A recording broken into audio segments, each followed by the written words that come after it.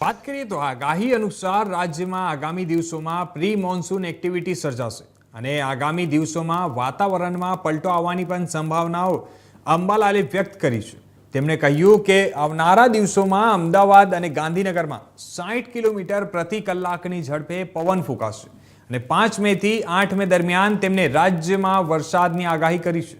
5 થી 8 મે દરમિયાન તેમણે બનાસકાંઠા, સાબરકાંઠા, મહેસાણા સહિત ઉત્તર ગુજરાતના ઘણા વિસ્તારોમાં વરસાદની આગાહી કરી છે અને અંબાલાલે સૌરાષ્ટ્રના કેટલાક વિસ્તારોમાં પણ વરસાદ પડવાની આગાહી કરી છે. જણાવી દઈએ કે સૌરાષ્ટ્રના કેટલાક વિસ્તારોમાં તેમણે 11 મે થી 20 મે દરમિયાન વરસાદની આગાહી કરી છે અને તેમણે કહ્યું કે 25 મે થી 4 જૂન વચ્ચે અરબી સમુદ્રમાં હલચલ જોવા મળશે.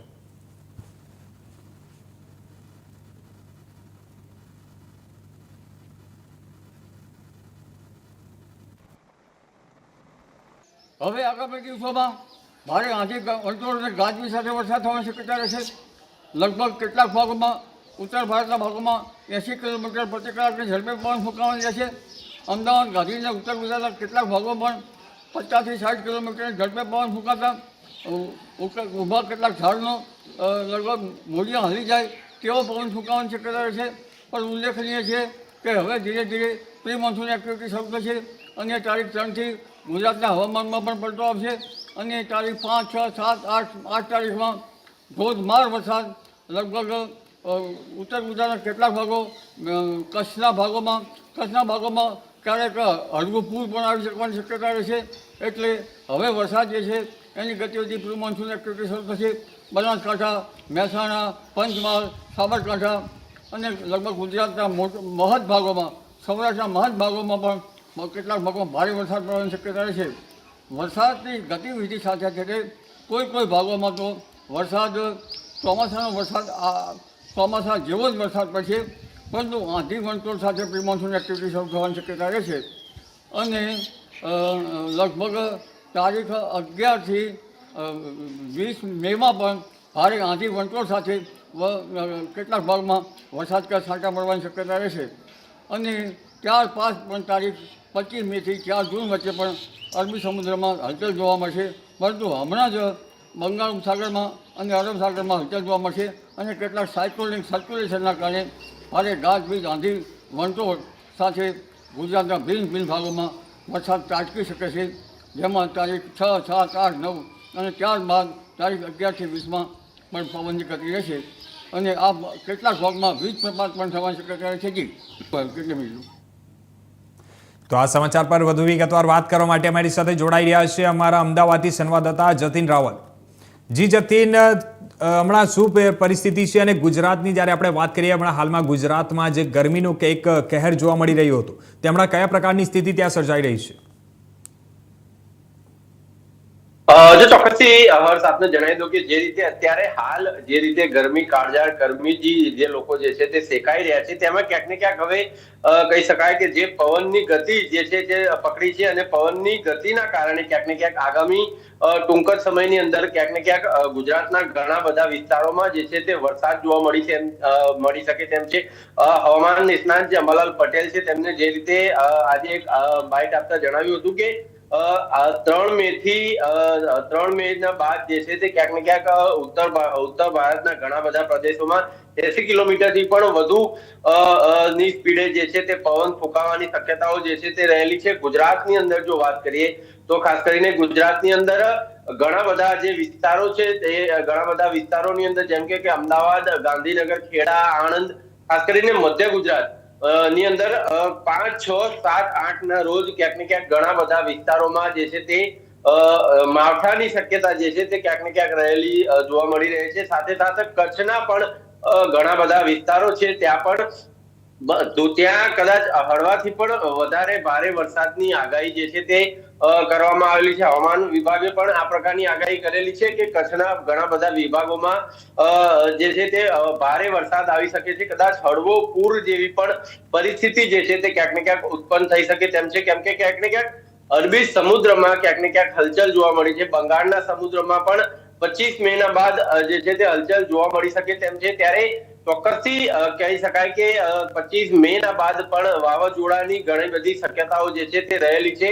પવન ફૂંકાવાની શક્યતા રહેલી છે. ઘણા બધા ગુજરાતના ઘણા બધા વિસ્તારોમાં જે છે તે વરસાદ જેવી પરિસ્થિતિ ઉત્પન્ન થઈ શકે છે. પરંતુ અત્યારે હાલ જો જોઈએ, હાલ ગુજરાતની અંદર 40 થી 43 ડિગ્રી 44 ડિગ્રી અલગ અલગ જગ્યા ઉપર જે છે તે જોવા મળી રહી છે. ચોક્કસથી અત્યારે હાલ લોકો ગરમીમાં શેકાઈ રહ્યા છે, પરંતુ આગામી સમયમાં 2 થી 3 દિવસની અંદર જ આ પરિસ્થિતિ તદ્દન વિપરીત જોવા મળે. અત્યારે પણ ગુજરાતમાં જો જોઈએ તો પવન જે છે તે લગભગ 35 થી 40 કિલોમીટરની સ્પીડે જે છે તે અત્યારે પવન ચાલી રહ્યો છે. ત્યારે ચોક્કસથી આગામી 48 કલાકની અંદર હવામાન વિભાગમાં ઘણો બધો ફેરફાર જે છે હવામાનની અંદર ઘણો બધો ફેરફાર જોવા મળી શકે તેમ છે.